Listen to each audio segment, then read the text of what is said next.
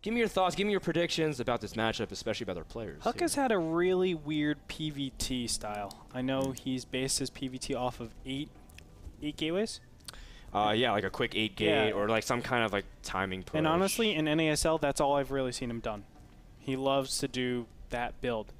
I have seen him do that a couple times more in other tournaments, but still, he does really love to be micro-intensive whenever he goes into it. Now, against a player like Rain that studies his opponents and is able to make those calls and to see that, hey, this player is kind of, you know, very, I don't want to say cheesy, but super aggressive in that early game stage.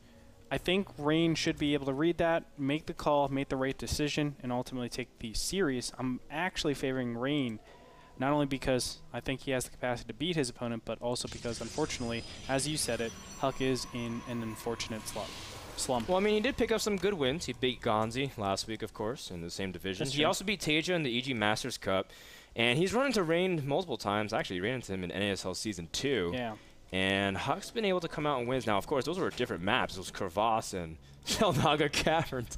I remember those games too. I mean, he's ran into Rain on Test Bug and like Metalopolis, all these really old school maps. And now we're on Ohana, a map that we've seen a lot of interesting strategies in PVT.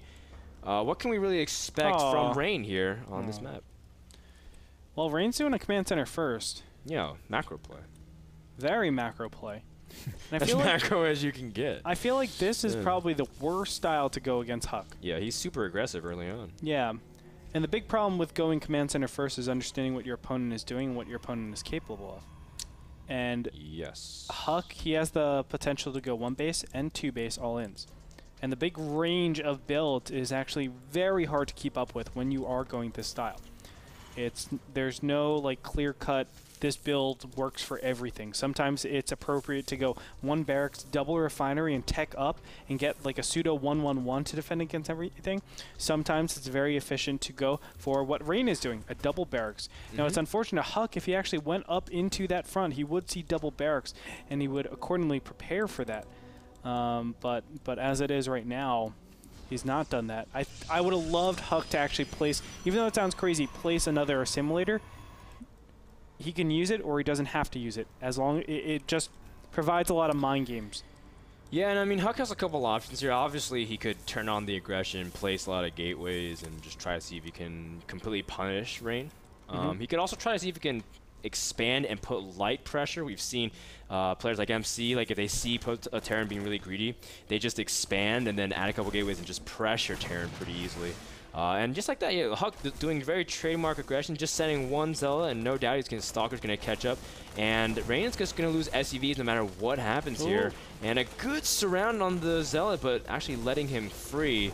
As you can tell right now that Rain is not feeling comfortable. HuK realizing that he's going to be pretty safe. It's going to back off for now. Going to drop a Nexus momentarily. And do you think he did enough damage there? Yeah, 4 SCVs is actually plenty. Income tab showing 14 harvesters to 23. Of course, mules make up for that. We talk about that every time, so they're pretty even in the income. What's so important is the 2 gases that HuK has been able to establish. These give a lot of agency for HuK. He can go into this gateway style. This is more standard, I would say, 3 gateways.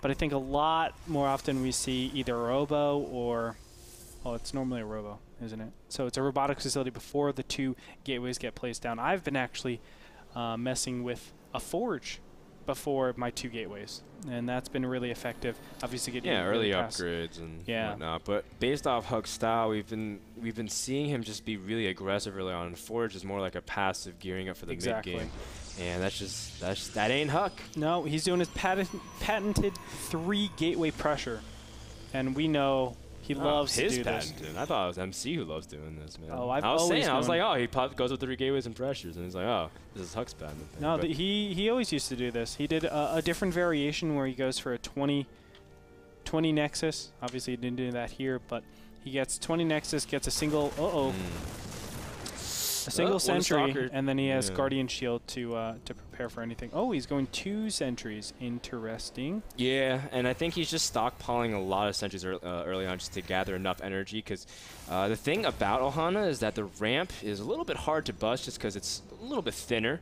than other ramps that you're used to, like Belshire Beach and like other maps. So you do need force fields to kind of section off and divide accordingly. And HuK's been spending a lot of Chrono Boost on either his gateways or his probes accordingly. So he's gearing up for some kind of timing, and he's really trying to catch Rain off guard. He's hiding these sentries very well, denying information. And if Rain's not careful, you can see that he's getting a fourth bunker even. Yeah, I think he's fine.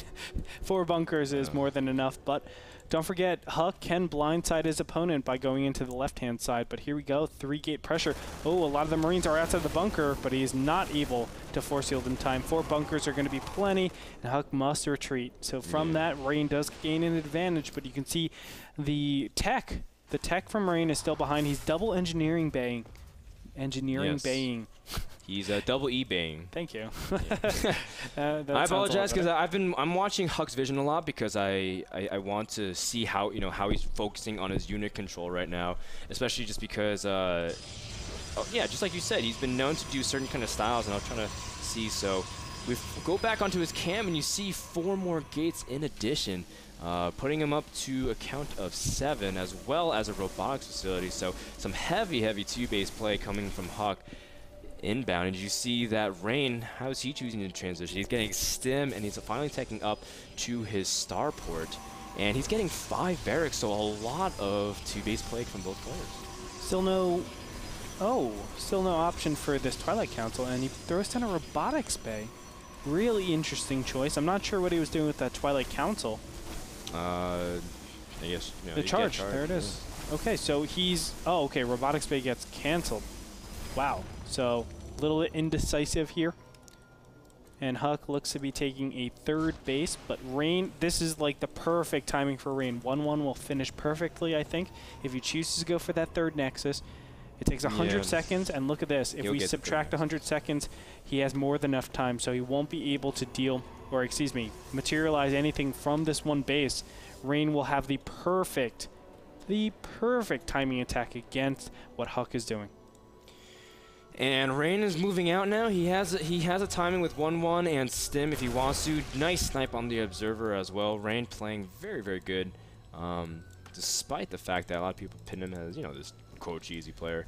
And Rain just been very solid. Catching this pylon is also very significant. HuK warping in as out initially because he thought it was just going to be 1 Marine, but HuK, of course, wants to hide the fact as long as he can that this 3rd is being taken. But this is where Protoss is the most vulnerable, especially HuK in this position, because he's spending so much on teching, trying to get this and that, and he's not going to have that many units to protect the 3rd and his other bases. Now, based on the observer count, there should be some sort of thing that goes off in Rain's head that says, I need to attack pretty soon because my opponent is teching to something High Templar-centric.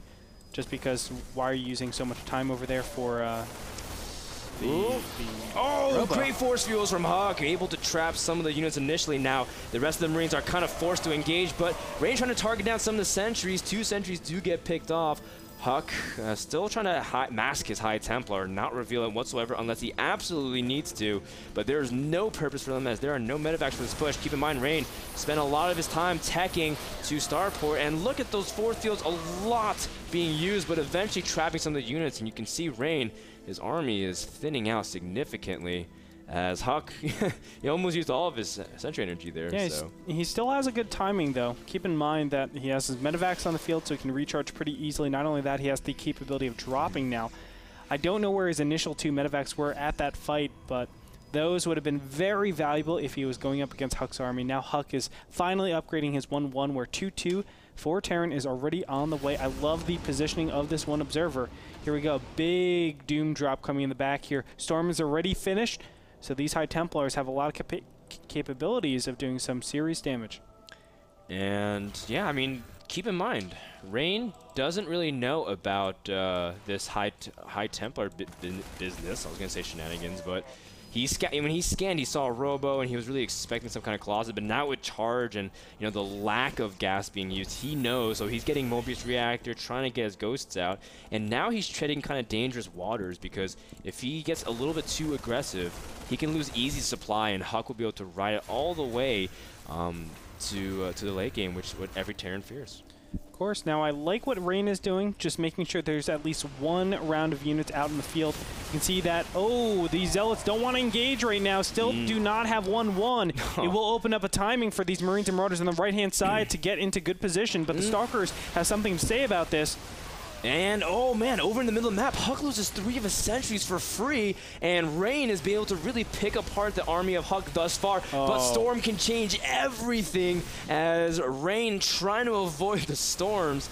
As you can see him cutting back as fast as he can. Great control out of our Terran player, but he's kind of suffering on the macro end. His money is spiking. Oh, wow. Nice positioning. And look at this. He might get in here. Oh, the Forge has actually finished the 1-1, but the Nex is under serious fire. He targets it down. Will he get it in time? It looks like he will, but the units are going to get over here. Oh, it's great positioning, but nice Storm goes down. He forces his opponent to actually stop from retreating. Key. That what was a great play. Sexy. HuK warped in essentially the top of the high ground and trapped the units, but his job isn't done yet. He has to take care of this army at the 3rd, and when he does, he will finally stabilize.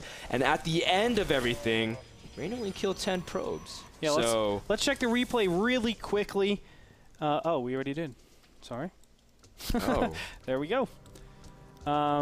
So we're gonna see HuK.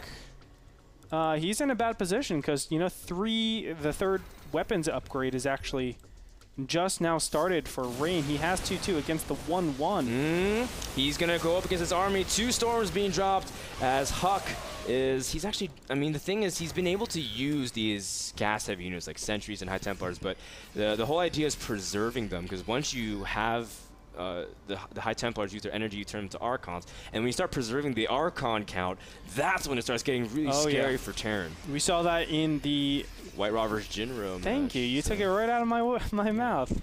White Raw versus Jinro. That was a clear clinic, I would say, on how to keep your gas in your army. But right now, we have HuK, who is just about to get his +2 weapons and his +1 He shield. accidentally queued up +2 armor on his Forge too for a while. Yeah, and he was chrono boosting. At first, I thought, why was he chrono boosting an empty Forge? But he pressed it too quickly. HuK, the latency definitely kicked into play there. I know so many times you feel like you start an upgrade and didn't kick in, so a little bit of a misstep there. HuK, of course, his pylons are being cleaned up at the bottom part of the map. Rain being very good, making sure never to be counterattacked, because one of the most annoying things with Terran, if you're trying to drop and be everywhere at once, Protoss just warps and Zealots and attacks your bases. And we're going to see the fight pretty soon. Rain should try to continue this, but there it is, the cloak. Instant snipe on the first High Templar. It looks like just defensive High Templar storms are going to try to prevent his opponent from getting too close. But I like these preemptive scans, making it very hard for HuK to get a good engagement. Of course, making it really nice for Rain to get a great engagement. Yeah, and we see the Marines have a fantastic position. The Zealots are not in a good area to get their surface area and damage the units. We see Rain cutting back as fast as he can. The Observer now finally in the battle and able to really target down some of the ghosts. He forgot all his units. Rain forgot all of his units. That's such a shame. Oh, wow. That's so funny, but he had all of his medevacs behind. He, of course, had his Marauders and his, Marines, Marauders, and medevacs. Here we go. Big engagement starts out right here. No upgrade is finished, so the upgrade advantage goes to Rain. 3 attack just kicks in, and there it is. GG, ladies and gentlemen. HuK will tap out, giving Rain the win. With the thumbs down, and game number 1 win against HuK. Now, HuK showed some good moments there, especially, again, his early aggression was effective. He killed 4 probes, forced a lot of time mining, a lot of mining time off the minerals, and was able to really get his expansion up uninhibited. But the idea was, Rain was able to keep that aggression up and pick off really key things despite HuK microing his heart out. Well, I think the big thing was the way he used his gas. I think there's a lot of different ways to use your gas that's a lot more effective. You want your opponent to be a little bit stagnant with that production, so go for something like Colossus, like really fast High Templar, something that forces your opponent to just switch the tech completely and say, I can't just mass up in Marines and Marauders. But going for the 3-gate pressure, I think that's a little bit off. You know, your opponent is already getting a ton of units. Why are you actually going into them? Because they have to compensate. They have to get a lot of barracks to deal with any incoming pressure since they went command center first. So right off the bat, I feel like HuK actually lost out a lot. And from there, it was just a losing game since the 1-1 really kicked in. Well, I'm going to have to agree with most of what you said, but I think 3-gate pressure after 1-gate, especially command center first, it's really cool because Saucid does it a lot, MC does it a lot, and the whole idea is Rain knows he's most vulnerable then, so his preparation was really good. And the biggest thing is he wasn't over greedy. I would say one barracks expansion, but not command center first. I think command center first is completely different because the timings are a lot different. And Ohana is a map you can easily defend with the ramp as well. Yeah. So I guess that's how it ends game number 1. That will do it. Thank you so much to the sponsor of that match, Azo, for providing the monitors for NASL Season 3. Don't go anywhere. We'll find out if HuK's able to overcome this Korean Terran, or will he finally fall deeper into the slump. Find out after these messages.